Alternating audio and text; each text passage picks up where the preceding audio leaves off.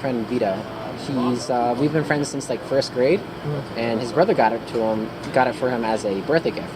Okay. So like I was always playing on his computer, and I remember like my favorite moment when I first started playing StarCraft was when it's gonna sound silly, but when I made a Thor, I was really proud of that Thor because it was like this really strong unit I heard. Yeah. So like it's hard to tech up when you never played like an RTS before or anything. Because you don't even know what the tech structures do. Just making a Marine is something. If you make a Thor, you're winning. Yeah.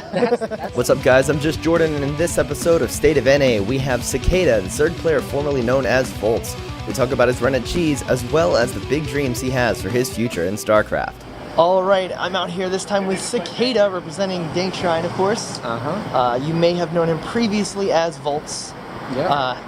Normally, when I'm talking to players, I just kind of ask them first how their groups went. So how did your groups go? You want to walk us through it? Sure. For the first group stage, I was a little bit nervous because I immediately dropped the map to a Masters 2 Zerg. Yikes. Yeah. It was one of those things where I was scouting his drone count and I wasn't sure if he was just bad, that's why he didn't have drones, or if he was cheesing me. So I wasn't really sure what to do, and it caught me off guard. So I lost the map to that, but I managed to make it out of the group.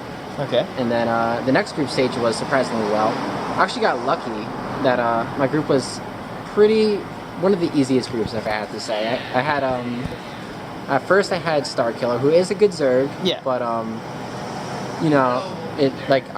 happy with that matchup.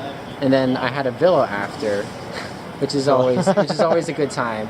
He was a little bit salty. He said Parasitic Bomb OP before he left, and then the second game he just paused and quit, no GG. Which is as per his usual standard of Villa, but yeah. I don't know. But you did make it out first of your I did make your it group. out. Yeah, out of the round of 32, I made it out first, which put me into the round of 16. Round of 16 for the next day, and I had to play against Epic. Epic's tough. Epic's tough. He's a good Terran, but Yeah. I was pretty confident. I feel like I'm at least on par with him, so Yeah. I thought it'd be a good game. But I don't know. I didn't play too well, and he played really well. Credit to him, but I lost 1-3, so. That's where my tournament ended. Round of 16 finish is still admirable, I'd say. Makes it into the money this time. Last Cheesadelphia, it was only round of 8 that paid out, so okay, at least my ticket was reimbursed. So there you go. You were the first person to be signed to Dankshrine. Right.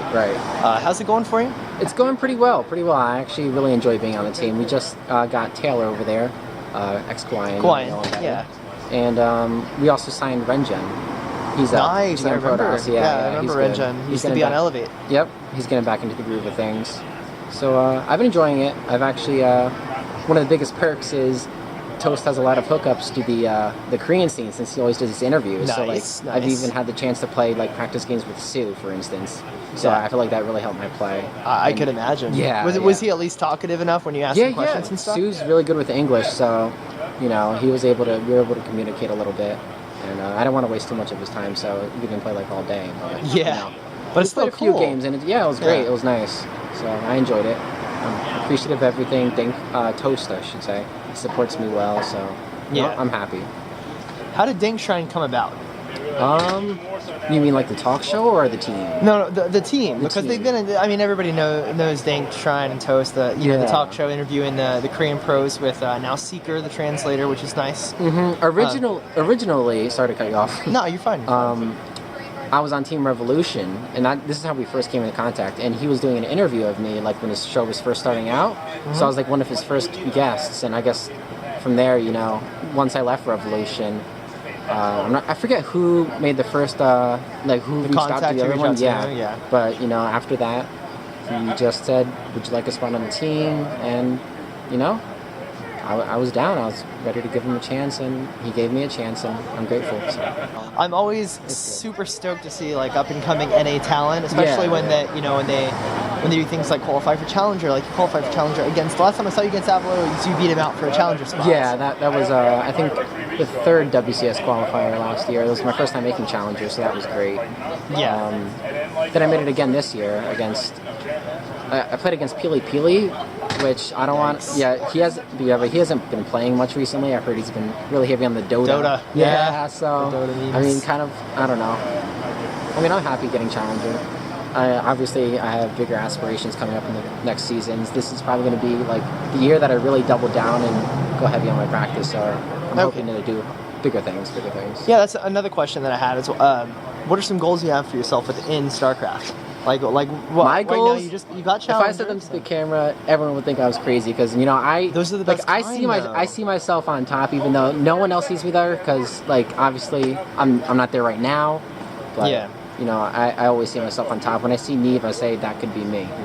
And it could. Mm-hmm. And I feel like more players should feel that way about their play. Like if you're going into StarCraft to be competitive, and that's what you want to do, you gotta aim big. Mm-hmm. You gotta think big, dream big, and you have to work towards it and don't get discouraged because you recognize it's a tall order to fill. Yeah. But from talking to you don't sound like you're getting discouraged. No, I'm not discouraged. If anything, he gave me hope. Like, see, a foreigner can go to Korea like no one has ever done before and win a tournament. Yeah, like he lives close to me too. He lives New York's 20 minutes away from where I live right now, so it's okay. Yeah, it's pretty cool. All right. What do you have going on outside of StarCraft? Is there anything behind the scenes? I know a lot of the people who are playing competitively at your age are they're in school, they're going to college. Mm-hmm. So what do you have going on? I'm a third year. I'm a junior. I just transferred to Montclair State. It's in northern Jersey. What are you studying? I'm a psychology major. Oh, yeah. Big brain stuff. Big brain stuff. Big brain gaming, right? Yeah. So that's. Yeah, that's kind of like what Neuro did. He had a degree in neuroscience and went into StarCraft thinking that he'd have an edge there. Yeah, there's actually quite a few players who are either full-time students or actually already graduated. So I'm pretty much like this. I'm pretty much just going to school and hoping I can make it big in StarCraft. So I can do that full-time. Like that's the dream. Of course. Yeah, of course. So. But, it's just like every StarCraft 2 pro that's going to school. It's like, yeah, I'd love to make it in professional StarCraft 2, but if not, in a year or two, I'll have a degree to fall back on. So yeah, it's like it's such a bad thing. It's like, no, if it doesn't pan out, StarCraft, it's not like I'll be depressed or like I'm throwing my life away. Obviously, I want it to work out. I'll do everything I can, but, I've got to plan B. Yeah, and everyone should, for sure. Yeah. So when is the next time that we're going to see you at a LAN event? When should we be on the lookout for Cicada? I'm not sure what the order is for WCS, if Austin's the next one up, but I'm going to really try and qualify for that, hopefully.